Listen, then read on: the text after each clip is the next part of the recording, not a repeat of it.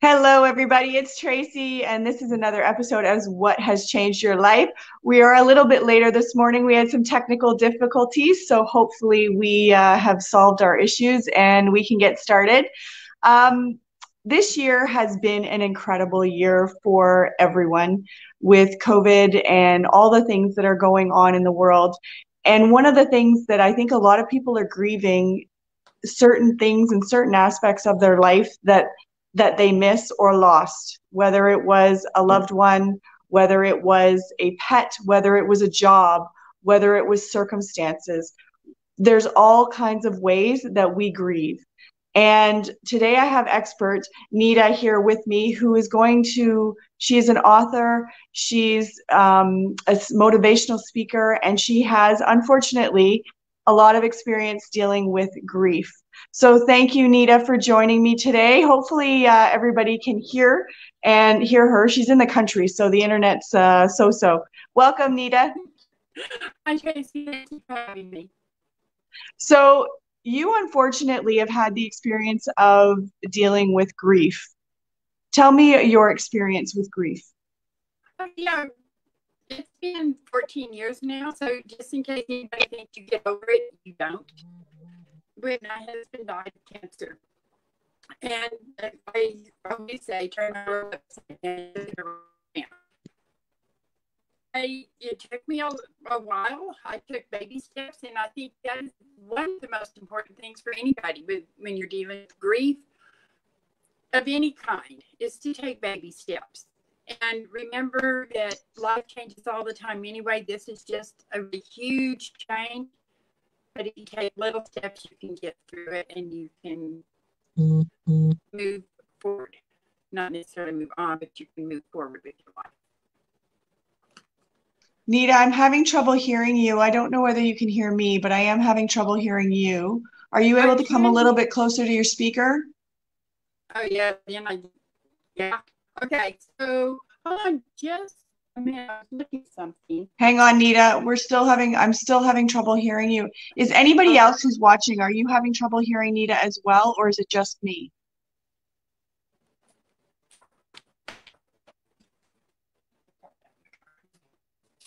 If somebody's out there that they could just let me know in the comments if you are having trouble hearing Nita or myself. That would be awesome if you could tell me, whoever's watching there.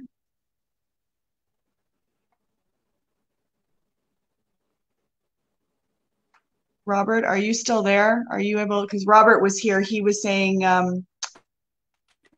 woo woo, let's kick it up a notch. But we're having trouble technically. Nita, can you hear me clearly? I can hear you, yeah. Okay, give me 1 sec. Let me try something. I'm just going to try putting in my earpiece and see if that helps. Okay, can you say something, Nita? Sure. Testing. Did that go any? You sound very far away. I can't get much closer to the phone, and I don't have any earbuds, or I would try using them. Yeah, because I could hear you at the beginning, but now I can't hear you very well, unfortunately. Is anybody who's watching, are you guys having trouble hearing Nita, or is it just me? Yeah. I'm hoping somebody will let me know if they're having trouble as well. Is your phone volume all the way up? Your mic volume? Let me see. Yeah. I'm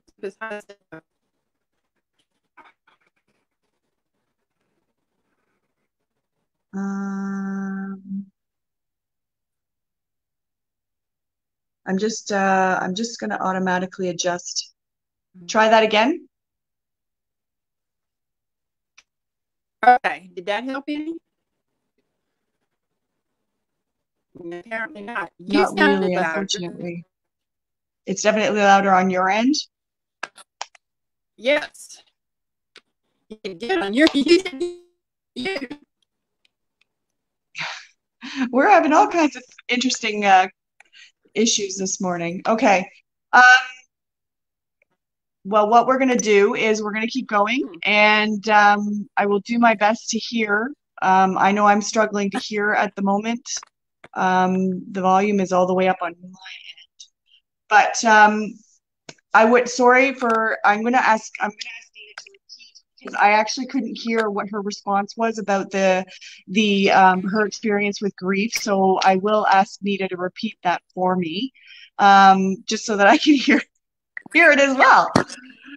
Anyway, so yes, Nita, sorry. Could you repeat your experience with your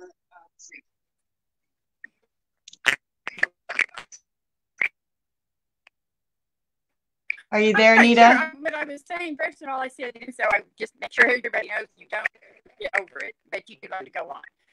And then the thing that I learned through the process was to take everything changes every day.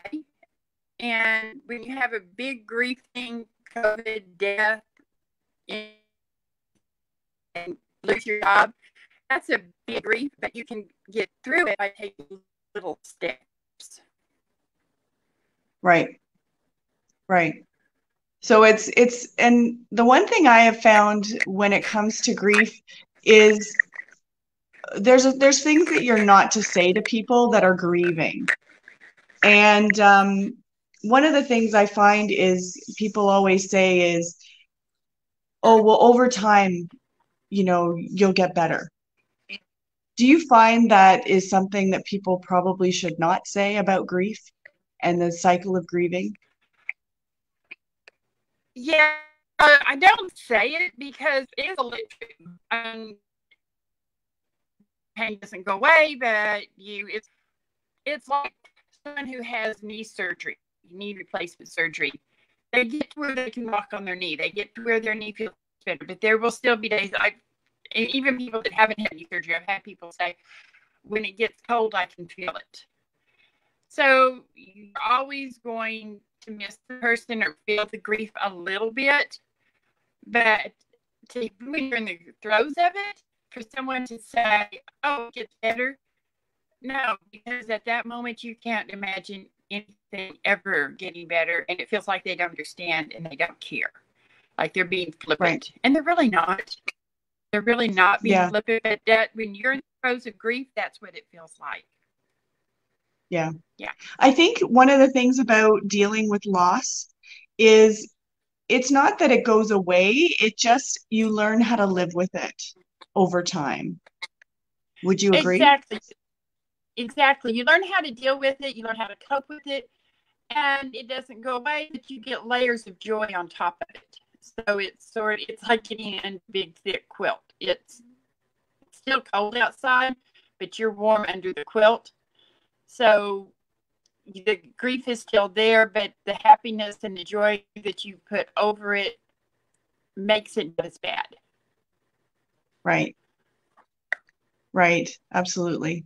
And I know one of the hardest times for people, obviously, the loss of what it is that they've lost, whether it's a person, an animal, a job, because there's different times in our Oh, lives other than a loss of a loved one where we grieve. And I think at the beginning, you are so in your own what's happening, and you're getting all kinds of support from people, which is fantastic.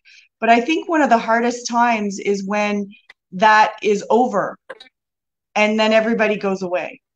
right. Yeah, Yes. They all go back to their lives. It's in one of the communities. I mean, it's really interesting. Some people say the second year is the hardest. And then other people will come in and go, "Oh, why do you say that? That's not true." Well, it depends on your personality. It depends on your life. It depends on the people around you. For some people, the second year is the hardest because everybody's gone back to their life. yeah, In the death of a spouse or the death of any loved one, family and friends rally around you for the first year. They're there for the first anniversary, the first birthday, the first Christmas, the first everything.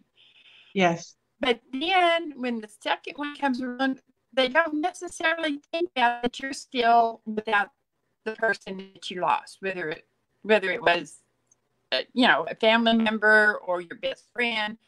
and they go back to what they were normally doing, and that makes it a little more challenging for some people.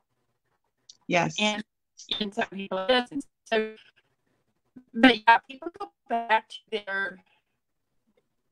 I mean, you're not the center of the universe, strangely enough, and your pain isn't the center of the universe. So they go back to living their life, Right.